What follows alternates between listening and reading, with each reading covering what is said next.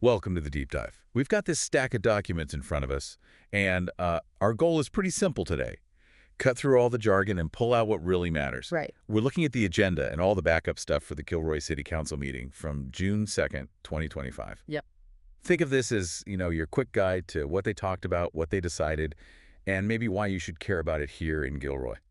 Let's jump in. Sounds good. Yeah, these local government packets, they cover, well, everything. From the nuts and bolts keeping the city running to some really complex choices about money and community needs. It's quite a snapshot. Speaking of nuts and bolts, let's start there. Mhm. The literal engines, maybe. Looks like a big vehicle purchase was on the agenda. That's right. Yeah, a significant one. The city's buying 7 new trucks. 2025 Chevrolet Silverado 2500s, four-wheel drive crew cabs. 7 at once. Okay, that's quite an investment. How much are we talking? The total came out to $393,744. Wow. Okay. And the documents mentioned this wasn't just like going down to the local dealer. No, it's being done through State of California contract. It's a common thing for government agencies, usually simplifies the buying process and, potentially gets better pricing because of the volume. Right. Leverages the state's buying power. And these trucks, they're going to public works and utilities. Exactly. The crews that are, out there fixing water mains, dealing with sewer lines, maintaining streets, the everyday essential stuff. So these are basically their tools to do the job. Absolutely essential tools. And looking at the specs they listed, these aren't just bare bones models either. They mentioned things like automatic emergency braking, lane departure warning. Oh, interesting. Safety features. Yeah, exactly. Think about crews working near traffic or in tricky conditions. That stuff matters. And they even mentioned an integrated hitch guidance system. Okay, so that points to them needing to haul equipment, trailers, that sort of thing. Precisely. So it's really about equipping those key departments with safer, probably more efficient vehicles to keep those essential city services running smoothly. Makes sense. So moving from vehicles to traffic flow, there was also something about an agreement with Caltrans related to traffic signals. Yes, specifically about emergency vehicle detection systems. EVDS. EVDS. Okay, what does that actually do? Well, basically, it allows emergency vehicles, think fire trucks, ambulances, to talk to the traffic signals. Talk to them. Well, communicate electronically. As they get close to an intersection that has the system, they can send a signal that requests the light to turn green for them. It helps clear the path. Okay, so it helps them get through intersections faster and safer during an emergency. Exactly. Shaving off seconds, maybe even minutes, can be critical. No kidding. And the city already handles the signals on parts of 152 and 101 within the city limits, doesn't it? That's right. So this agreement kind of formalizes their responsibility for maintaining the EVDS equipment where it's already installed on those state routes.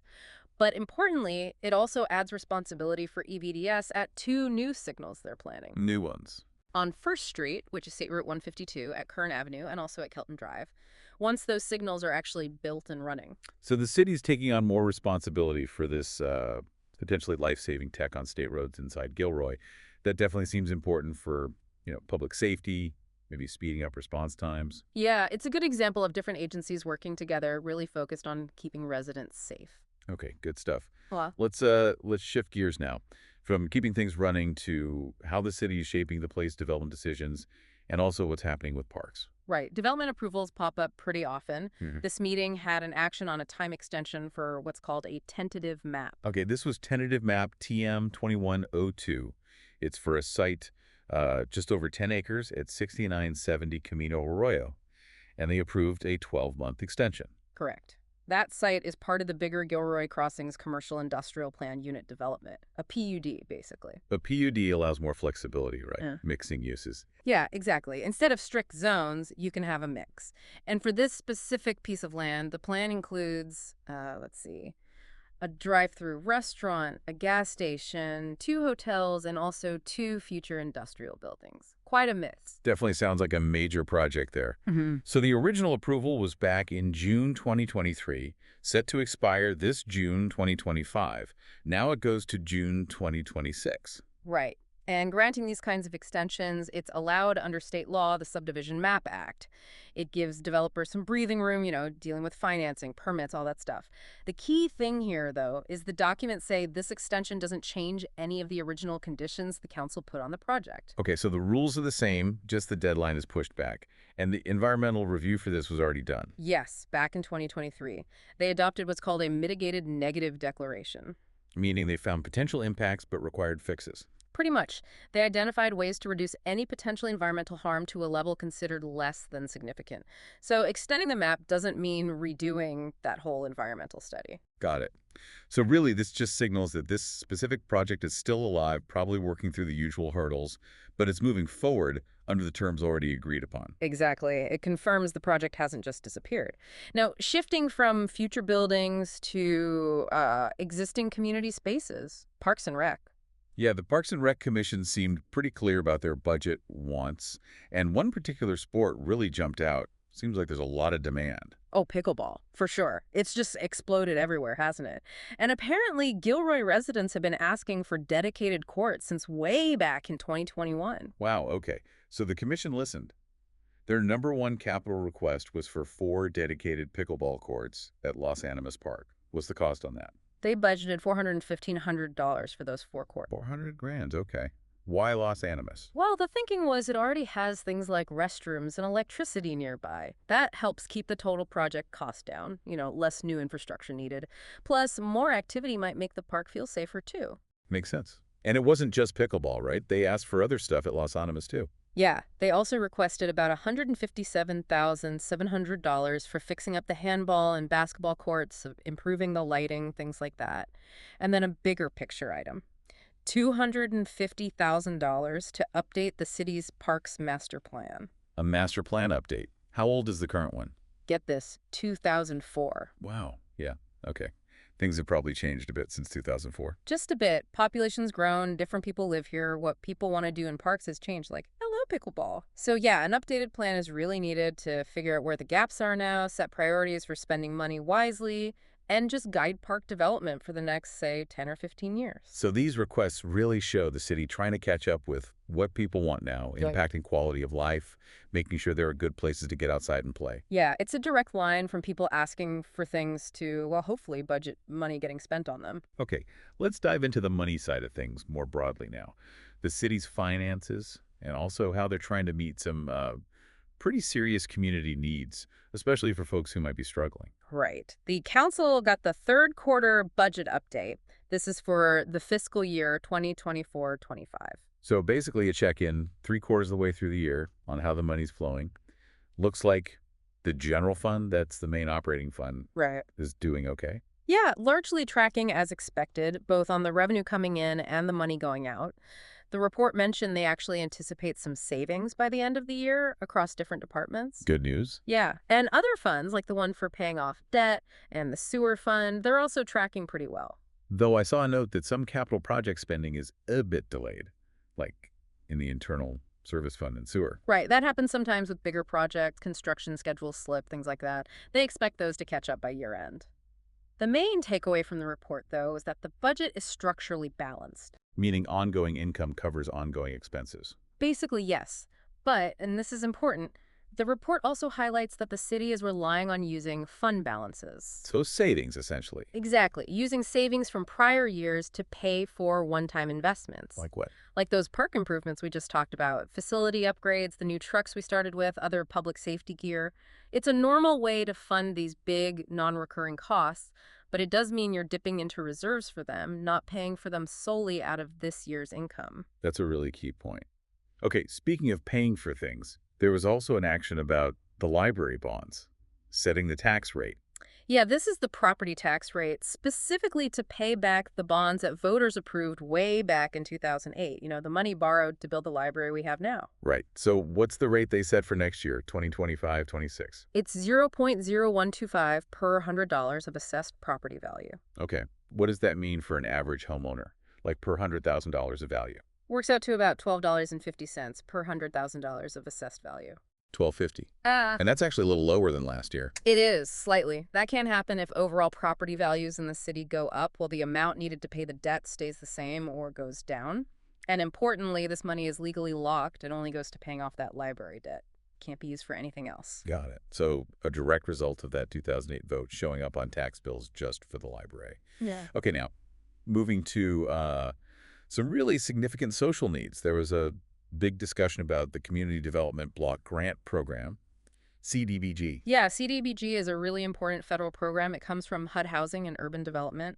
The main goal is to help communities develop by providing decent housing, creating suitable living environments, expanding economic opportunities, mostly aimed at helping low and moderate income people. And getting this money involves a pretty detailed planning process, right? Like a 5-year plan and an annual plan. Sounds like they have to get a lot of community input.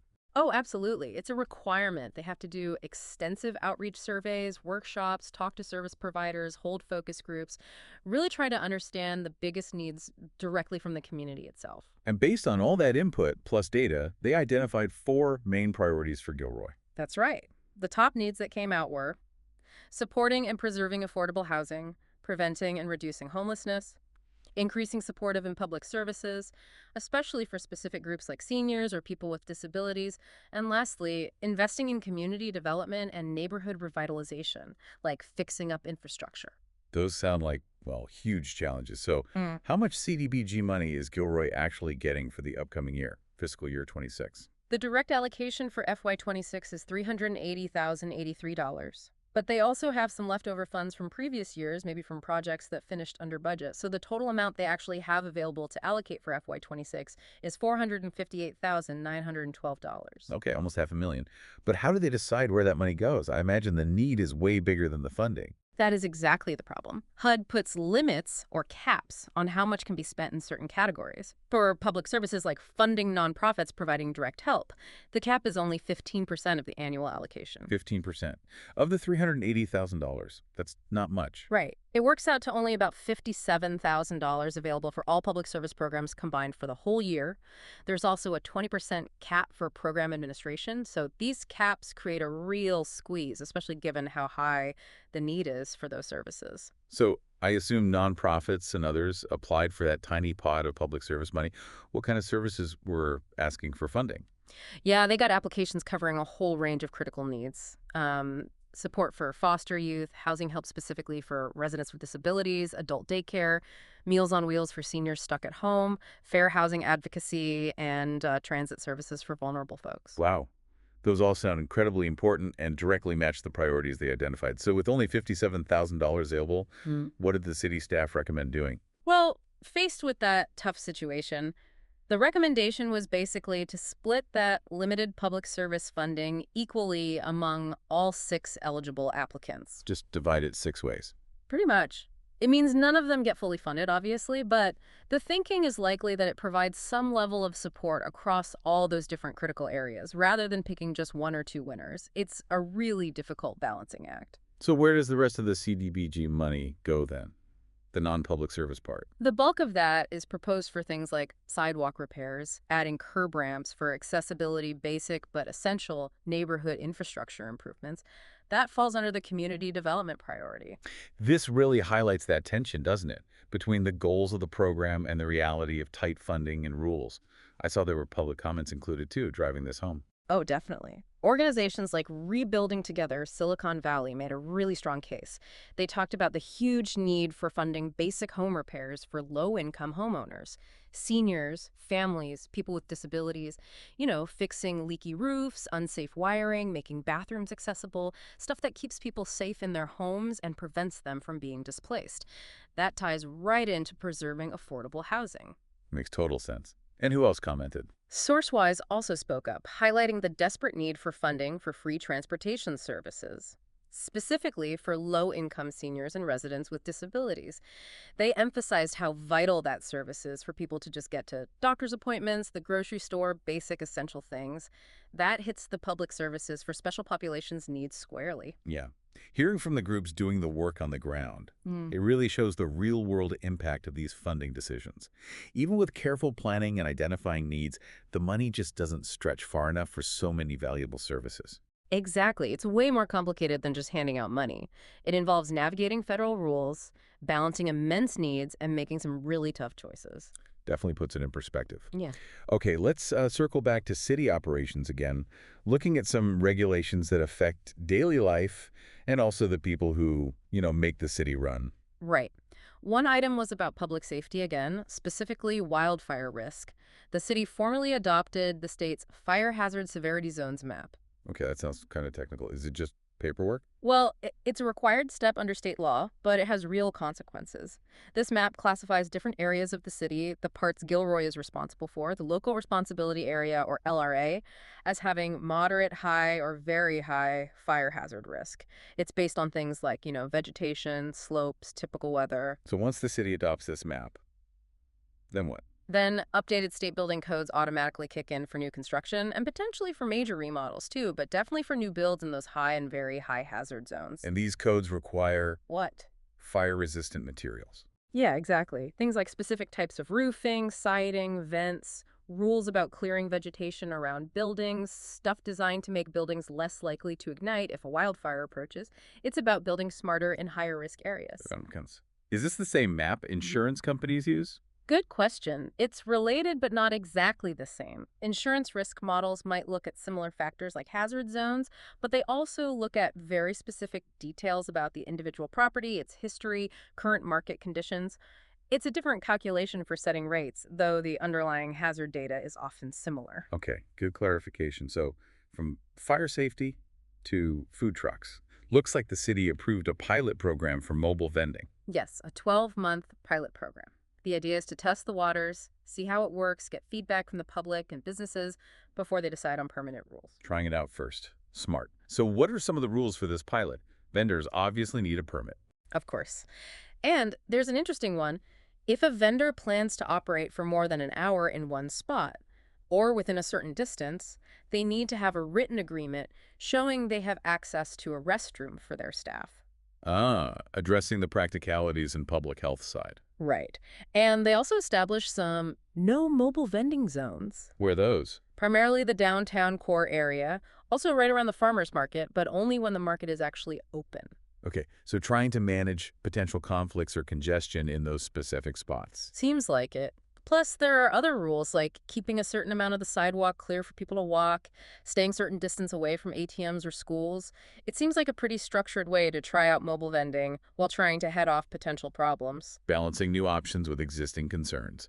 They'll see how it goes for a year. Yep, staff will monitor it and report back to the council. Okay, one last piece from the packet. It included the city's list of authorized full-time jobs, the position control list. Right. That basically shows how many full-time positions are approved or budgeted for in each city department, and it usually projects out a few years. And looking at the overall numbers, it shows a slight increase in the total number of authorized positions planned between now, FY24 and FY27. It does, which generally suggests the city is planning for some growth in its ability to deliver services. Now, authorized positions aren't the same as actual employees currently working. There can be vacancies, but it shows the city's intention to potentially expand its workforce slightly over time. And you can see where that growth is planned, right? Like, I noticed an increase mentioned for code enforcement officers. Exactly. More authorized staff in code enforcement means potentially they can respond more quickly or proactively to issues like building code violations or neighborhood complaints, which can impact, how pleasant it is to live somewhere. So even that list of jobs relates back to the services residents actually see or don't see. Absolutely. It connects the budget and planning directly to the people doing the work. Filling those approved jobs is the next step, of course. Wow, okay. So we just went through, one city council meeting's worth of documents. Yeah. And we touched on everything from buying trucks and tweaking traffic lights, To approving development timelines, planning for pickleball. to digging deep into the city budget, setting tax rates, Yeah. grappling with how to fund critical social services like housing support and senior transit. Adopting fire maps, testing out food truck rules, and even looking at staffing levels. It's amazing how much ground they cover. It really paints a picture, doesn't it? Hmm. How all these seemingly separate things, a truck purchase, a park plan, a CDBG grant, are actually interconnected. They all shape how the city works, how safe it is, what it feels like to live here. Absolutely. That budget discussion, for instance, about using reserves, that directly links to whether there's cash for those park upgrades people want. The fire map adoption affects building costs, and that CDBG conversation was a stark reminder of the constant juggling act between huge community needs and, well, limited money with lots of strings attached. It's this complex machine trying to balance what people want and need with what's actually possible given the resources and the rules. It really is. So what's the takeaway here for you listening? Well, I think it shows that what happens in these local government meetings, even the stuff buried in these dense documents, it really does matter. It affects your daily life, the services you count on, the future of your community in very real ways. Maybe take a look at the agenda or minutes from your own city council or town board sometime. You might be surprised at the insights you find about the challenges and priorities right where you live. And maybe appreciate that complexity a bit more, that balancing act we saw, especially with things like the CDBG funding, trying to meet really important goals with budgets that never seem quite big enough and rules that add constraints. It's not simple. Definitely not simple. There's a lot going on behind the scenes. Thanks for joining us for the deep dive.